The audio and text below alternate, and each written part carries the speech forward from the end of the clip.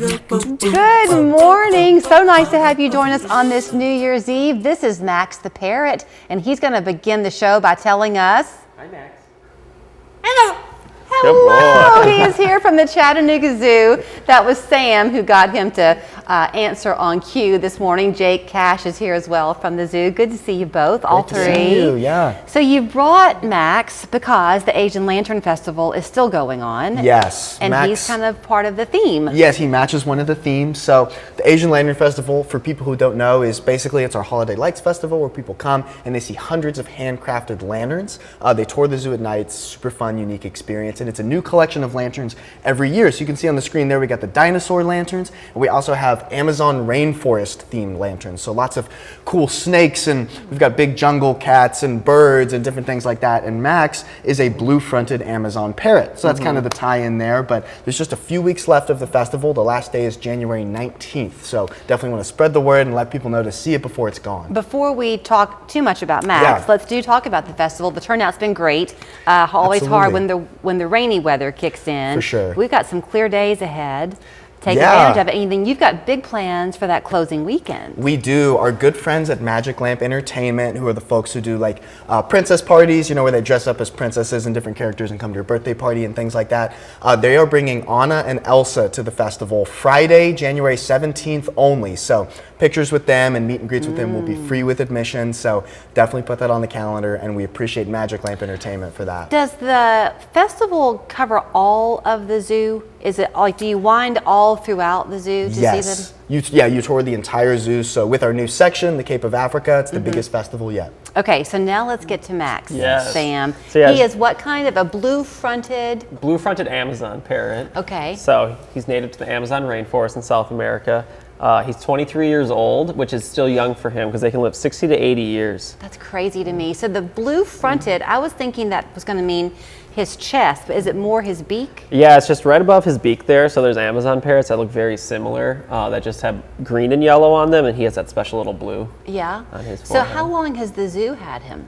He's been with us for probably 6 to 7 years or so at this point. He was a former pet. A lot of Amazon parrots outlive their owners, and then they like to bond with people. So he's bonded with me really well. He likes to hang out with me, but strangers not so much. Was it a challenge for you to get him to bond with you? Yeah, he generally likes men more than women. So he had a female keeper before I started working there, and then as soon as I showed up, he's like, finally a guy to hang out with. Really? Yeah. He's a guy's guy. Huh, I wonder, does that make you think his owner had been a man? Probably, yeah, most likely. So when you say he had to bond with you, what types of things did you have to do to... I gave him a lot of treats. Like, he loves his peanuts. He'll train for them. You say hello again? Hello. Good boy. And then I just give him treats. You know, I feed and clean him every day, so he sees me as that like positive reinforcement. Yeah. And then one day he got comfortable enough to step up on my hand, and then we would go for walks, and he'd get to tour around the zoo. He does meet and greets with me all the time. So he goes and meets guests and shows off all his pretty feathers and his fun talking that he does. So, okay, if you're walking around with him like you have him on your arm now, and you were at the zoo, would he be tethered?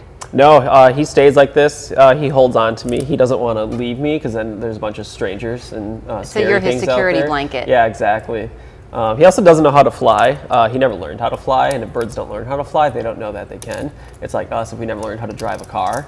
You're not missing out on anything if you never learned how to drive a car. Wow, Yeah. did you know that?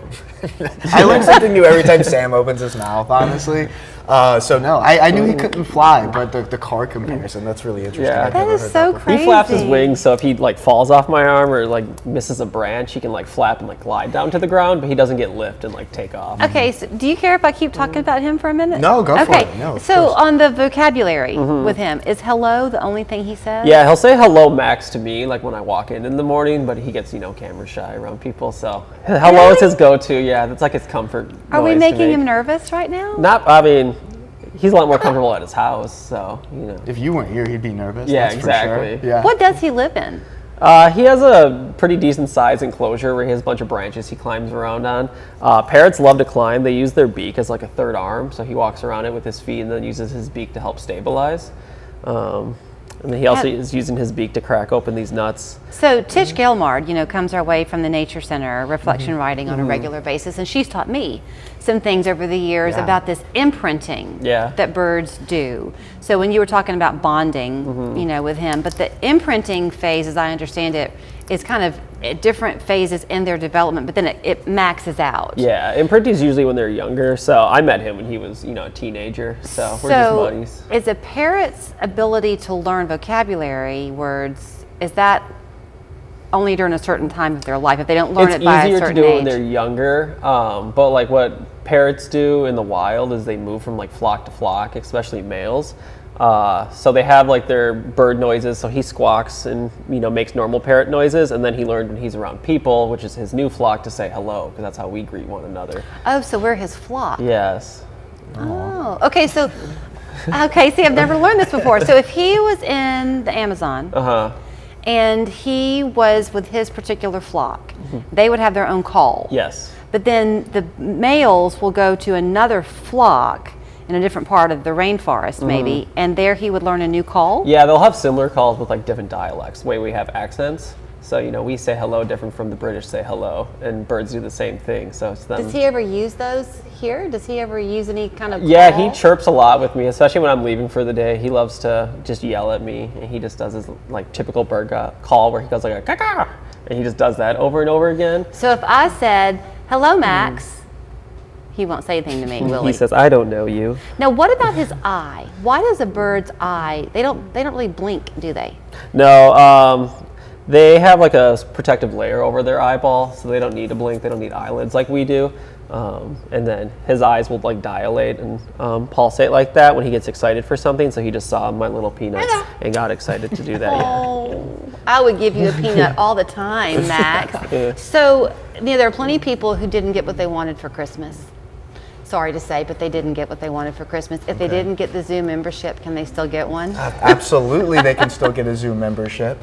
And like I said, the Asian Lantern Festival goes until the 19th as well. So the Christmas spirit does not have to be over. You can still come out, check out the lights, and you get a reduced ticket price as a member as well. So if you're thinking about being a member anyway, go ahead and do that. Get your reduced Asian Lantern Festival tickets and check it out before the 19th. And just listening to how the two of them talk and know so well what they're supposed to know so well is really impressive to me. I'm struggling for words because I'm too captivated by Max. He's pretty cool. But you can catch the Asian Lantern Festival through the 19th. Elsa and Anna will be there the 17th only. Pictures available, all free with your admission into the Lantern Festival. Then the zoo's always a great place to go. Birthday parties too. Such fun. Absolutely. Bookings are open for 2025 birthday parties too, so you can check all of that out. Asian Lantern Festival, everything at chatzoo.org. Bye, Max.